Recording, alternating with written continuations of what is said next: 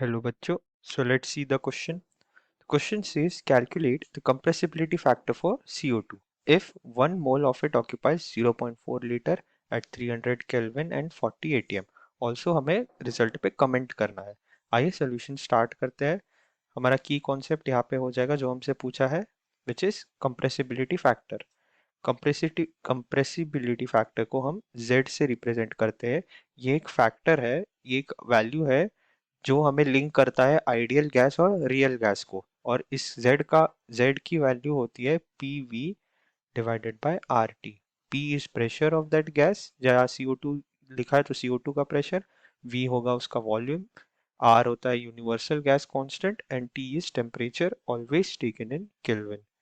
सो अब हम हमारे पास जो वैल्यू गिवन है उस पे वर्क करते हैं। Z is equal to P, pressure हमारे पास है 40 atm इंटू V, वॉल्यूम है 0.4।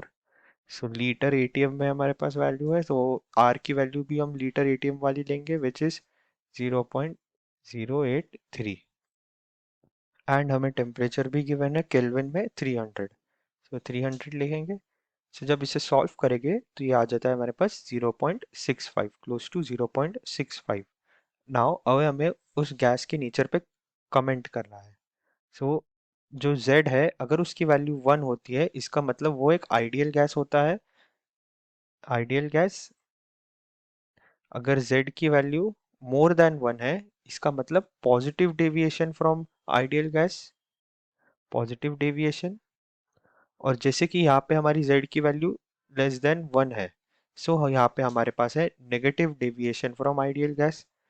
नेगेटिव डेविएशन का मतलब ये होता है, नेगेटिव डेविएशन का मतलब ये होता है कि attractive forces dominate over repulsive force. Attractive forces dominate over repulsive force. So अगर अट्रैक्टिव फोर्स डोमिनेट करेगा इसका मतलब उसका इजीली कंप्रेशन होगा, इजीली कंप्रेस्ड, और इसीलिए it will be more compressible than an ideal gas, so therefore more compressible.